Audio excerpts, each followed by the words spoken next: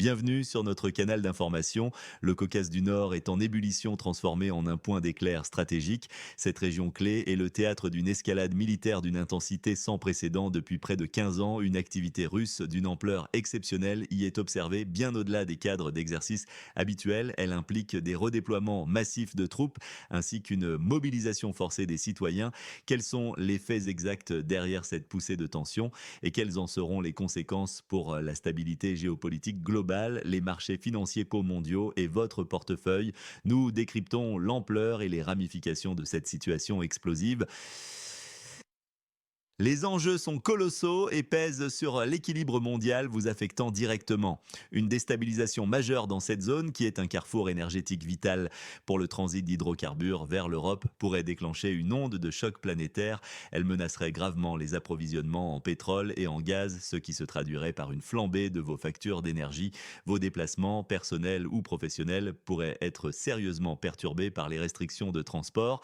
Les marchés financiers mondiaux, déjà nerveux, pourraient connaître des turbulences majeures et vos épargnes ainsi que vos investissements en subiraient les répercussions.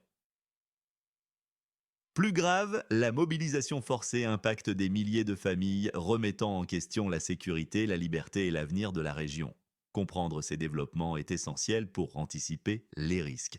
Plongeons dans les faits vérifiés. Les informations récentes sont alarmantes, confirmant la rapidité de l'escalade. Selon des sources militaires régionales, ce matin à 4h100, heure de Moscou, la 58e armée interarmes de la garde basée en Ossétie du Nord a été mise en alerte maximale.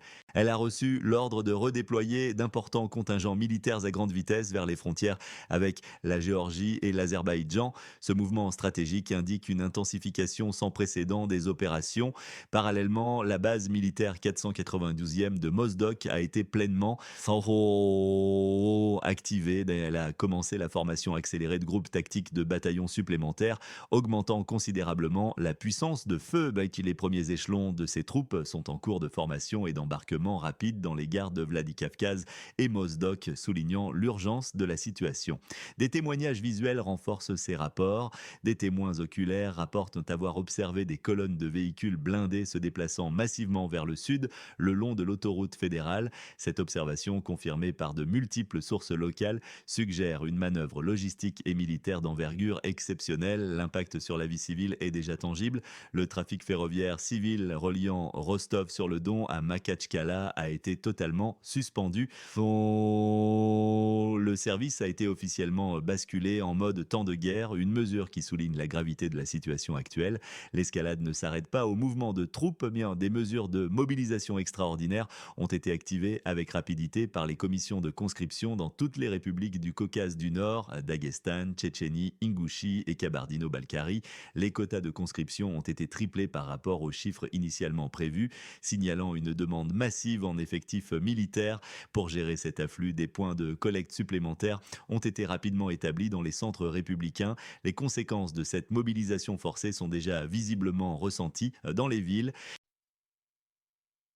À Makhatchkala, des patrouilles militaires intensives procèdent à des perquisitions et arrestations ciblées d'hommes en âge de conscription. Le transport public local y est gravement perturbé, rendant le quotidien des habitants difficile.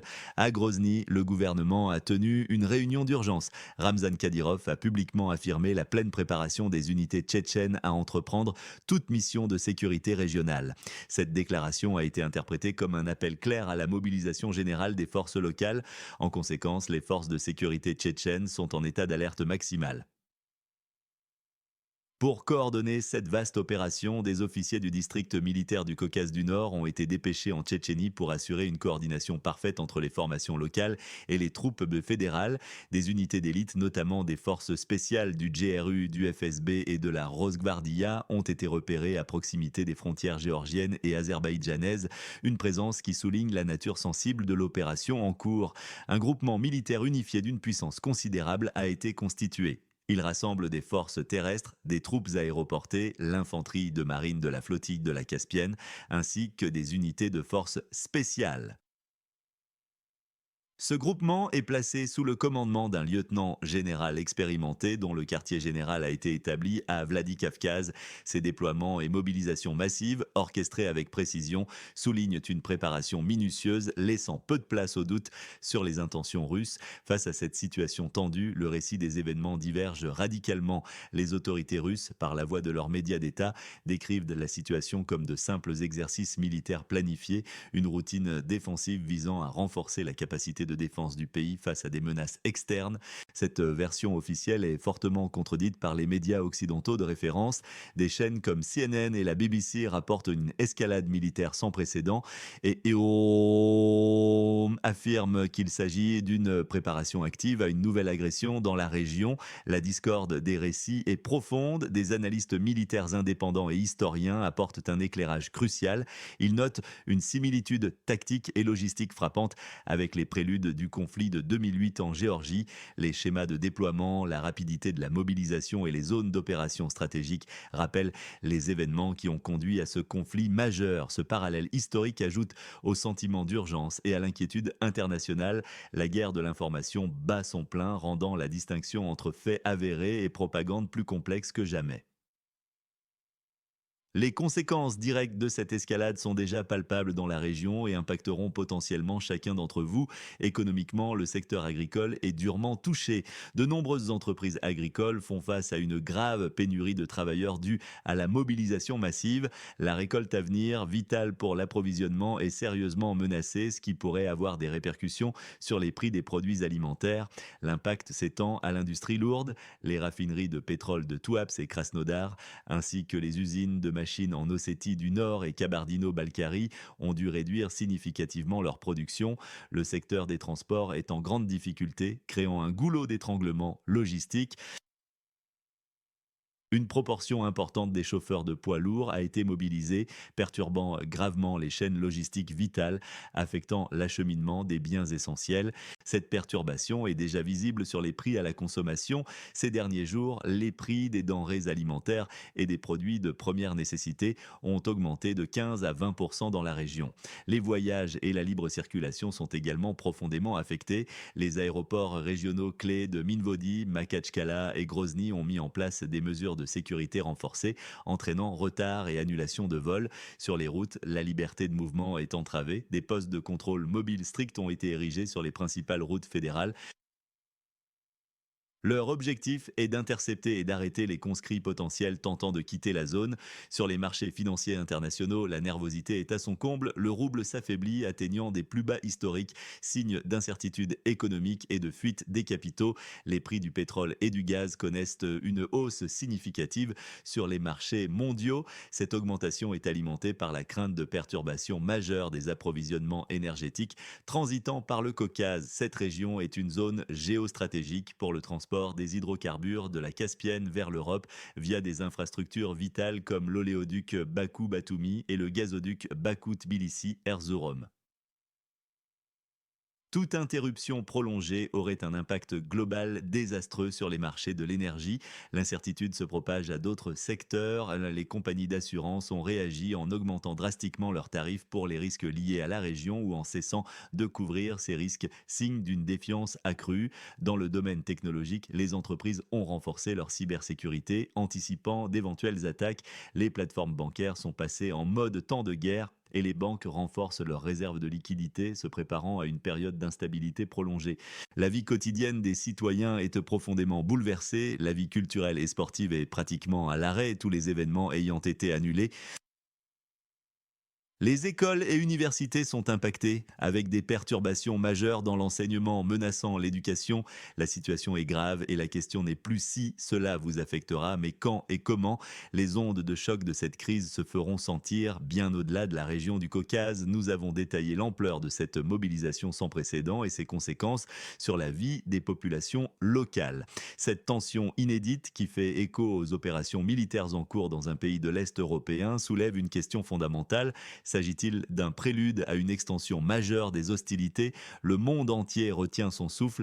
Les réactions internationales affluent, révélant la gravité perçue de cette crise par les grandes puissances. Pour ne faut manquer aucune de nos analyses et mises à jour sur cette situation volatile, abonnez-vous à notre chaîne. Votre abonnement est essentiel pour rester informé face à l'urgence. Les réactions de la communauté internationale affluent, signalant l'extrême gravité de la crise et la peur d'un dérapage. Chaque acteur majeur tente de positionner ses pions. Washington a exprimé sa profonde inquiétude face à cette escalade, appelant à la désescalade. La Turquie, acteur régional clé, surveille la situation de très près. Ankara a mené d'intenses consultations avec l'Azerbaïdjan et la Géorgie. En signe de la tension palpable, la Turquie a mis fin prématurément à ses exercices militaires conjoints avec Bakou, une décision qui en dit long sur sa préoccupation. L'Union européenne a lancé un appel urgent à la désescalade, craignant les répercussions d'un conflit élargi à ses portes. La France et l'Allemagne mènent des consultations intenses avec leurs partenaires de l'OTAN pour envisager des mesures de soutien en cas de détérioration dramatique. La Pologne, préoccupée par la sécurité régionale, a proposé le déploiement de forces de réaction rapide de l'Alliance dans la région de la mer Noire, une proposition qui pourrait accroître les tensions avec la Russie. Au cœur de la crise, Tbilissi est particulièrement préoccupé. Le pays a mis son armée en état d'alerte élevé, procédé à la mobilisation de ses réservistes et renforcé la sécurité de tous ses sites stratégiques. Le souvenir du conflit de 2008 est omniprésent. Bakou, en Azerbaïdjan, suit la situation avec une extrême attention, se coordonnant avec Ankara. L'Azerbaïdjan a renforcé ses patrouilles frontalières et placé ses unités frontalières en mode temps de guerre. L'Iran, dont le rôle reste complexe, a mis ses bases militaires en alerte près de l'Azerbaïdjan. Téhéran, tout en conservant une posture mesurée, a exprimé sa circonspection face à une présence russe accrue et à l'influence turque grandissante. Enfin, la Chine, puissance mondiale, a appelé à la retenue et au dialogue. Pékin s'inquiète de l'impact potentiel d'un conflit sur ses routes commerciales stratégiques, notamment l'initiative La Ceinture et la Route. La Chine a proposé une réunion d'urgence au Conseil de sécurité de l'ONU, offrant sa médiation, une initiative rare qui souligne l'urgence. Au-delà des mouvements militaires et des réactions diplomatiques, la situation est caractérisée par une intense guerre de l'information. Nous observons une censure militaire russe accrue qui limite l'accès à l'information indépendante et des attaques cybernétiques généralisées visant à déstabiliser les infrastructures et à contrôler le narratif public. Face à une éventuelle catastrophe humanitaire, les organisations internationales se préparent activement. La Croix-Rouge internationale prépare une aide d'urgence massive et l'établissement de camps de réfugiés pour accueillir les populations déplacées. Les hôpitaux de la région se préparent à l'afflux de blessés, réorganisant leurs capacités et leurs stocks de fournitures médicales. Les organisations de défense des droits de l'homme s'efforcent de documenter minutieusement toutes les violations des droits humains qui pourraient survenir. Des voix puissantes s'élèvent pour la paix. Les leaders religieux du Caucase du Nord ont lancé des appels unanimes à la paix et à la prière. Ils ont été rejoints par des personnalités morales mondiales. Le pape François, plusieurs prix Nobel de la paix et de nombreux leaders spirituels unissent leurs voix pour exhorter à la retenue, au dialogue et à la résolution pacifique des tensions. Les déplacements de population ont déjà commencé dans les zones frontalières, les habitants cherchant refuge loin des tensions militaires et n'oublions pas l'environnement. La nature fragile du Caucase est également gravement menacée par d'éventuelles hostilités avec des risques de pollution et de destruction irréversible de la biodiversité. Que faut-il surveiller dans les jours et heures à venir? Les événements évoluent vite et plusieurs indicateurs clés méritent notre attention.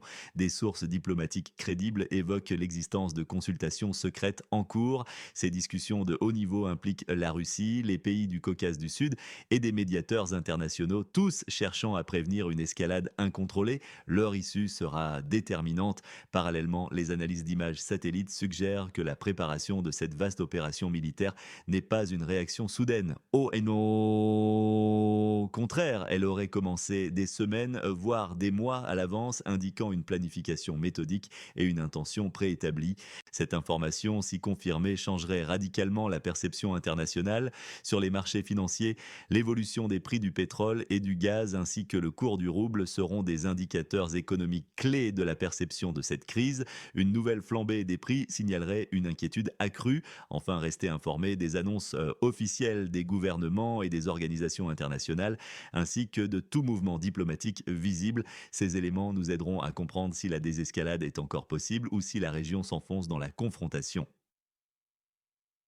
La situation dans le Caucase du Nord est critique et représente un point d'éclair potentiel qui pourrait non seulement redéfinir la géopolitique régionale pour des décennies, mais aussi impacter la stabilité mondiale. Chaque heure compte. Restez connectés à notre chaîne pour notre prochaine mise à jour sur cette situation évolutive. N'oubliez pas de commenter vos réflexions et de vous abonner pour ne rien manquer de l'information en temps réel, vérifiée et fiable. Votre information est notre priorité et notre engagement